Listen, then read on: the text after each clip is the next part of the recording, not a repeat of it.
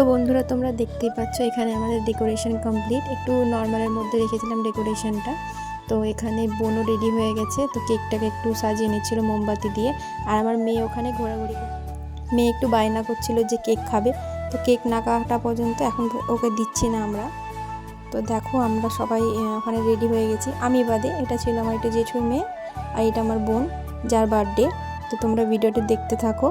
আর মেয়ে দেখো কেমন নাচানাচি করছে যে কেকটা কখন আমি হাতে পাবো, কেকটা হাতে নিয়ে কখন আমি ঘাটাঘাটি করব।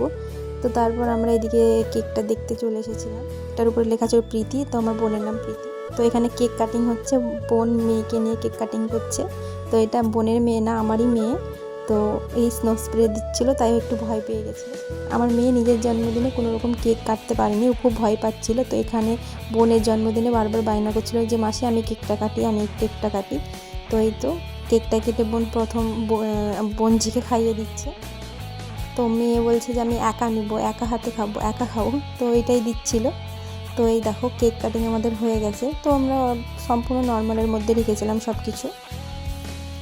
তো মেয়ে এবার দেখছে, খুঁজছে আমাকে যে আমি কোথায়, যে আমাকে খাইয়ে দিবে তাই। তো তারপরে মেয়ে এবার বোনকে খাইয়ে দিচ্ছে কেক, মাসিমণিকে ওর